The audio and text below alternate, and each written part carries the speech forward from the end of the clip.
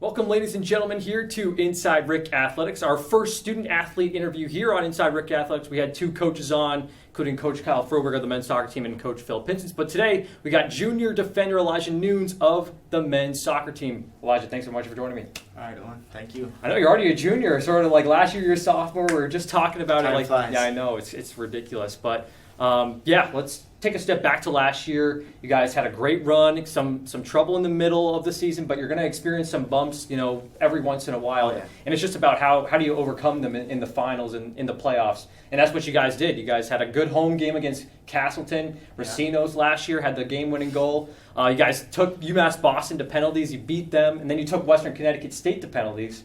Sort of give me your thoughts on the whole entire season last year and your ups and downs. How are you guys able to prevail in the finals? All right.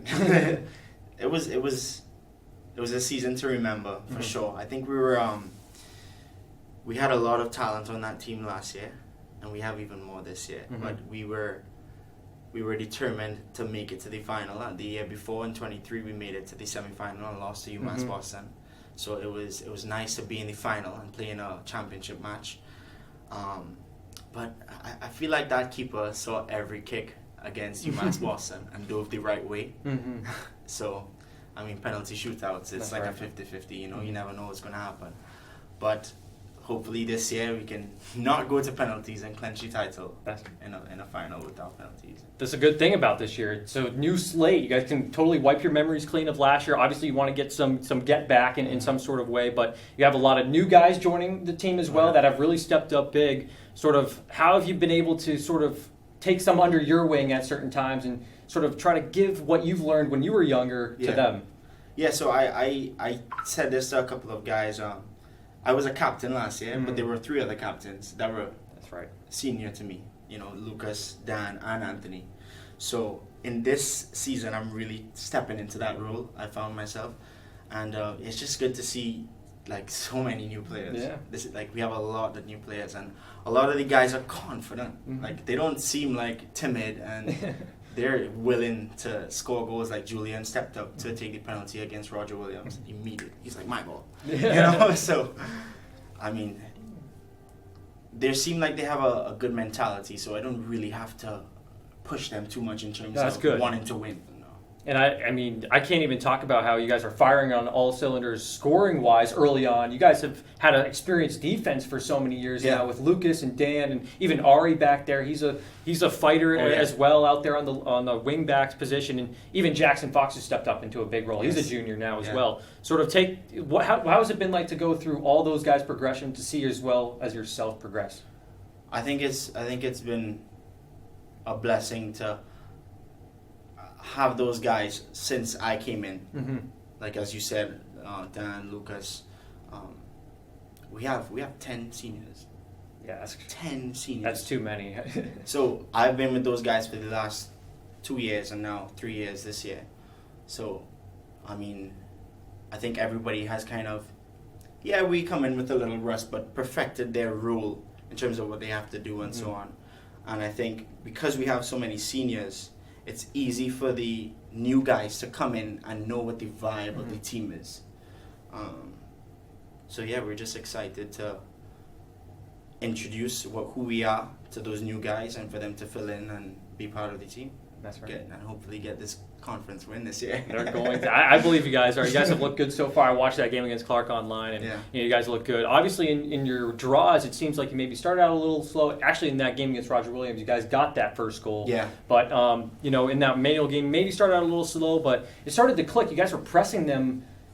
Really hard. Mo's up there is just he's a pest to be dealt with. He needs to. Yeah. Somebody's going to end up committing a foul on him. Is going to really cost the defense. Yeah. But I'm going to end here with this with you. Where you grew up, obviously Trinidad and Tobago. Excuse me. How do you It's Tobago. Tobago. You were right. Yeah. All right, Trinidad and Tobago. Yeah.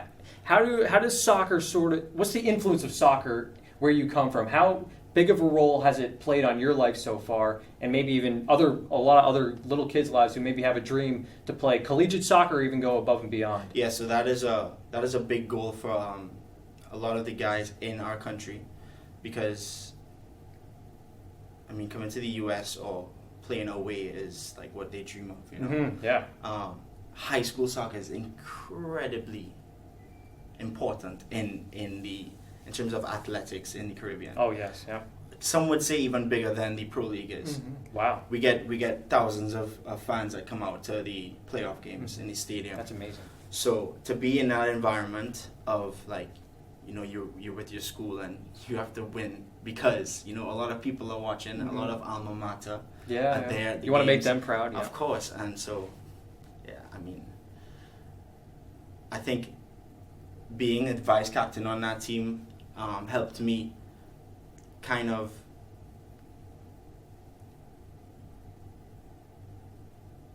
learn a lot of things that I brought to this team. Yeah. You know what I mean? And I'm able to share with the team and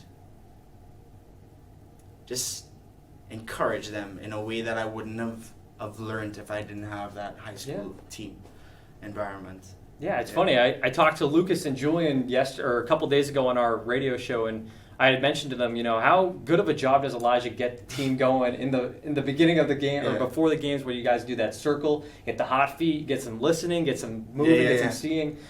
They just said it's a great team. It's not only a team bonding experience, but it really gets your blood flowing. It really gets your eyes, ears listening. It really kind of focuses you in right before you guys get into those, you know, dynamic drills where you're playing keep away, you're playing, you know. We talked about that warm up in the past, that rhythmic warm up, and that's to get us all on one page. But I actually spoke to the team in preseason this year, and we have a team chant that we do. Mm-hmm. We did it for the last 2 years in the locker room after a win. After a win. But this year, if you listen to the lyrics, we will actually do it before a game. Hopefully the guys aren't shying up there. But we do it in the locker room now, and it just gets us hyped. Oh yeah. You know when like the guys in the gym just like have those guys slapping their backs before they do a lift? Yeah. That's how it gets us. So we're gonna introduce that from here on out to do it before the game so that we're ready to go. I'm really excited to see how far this season goes for you guys.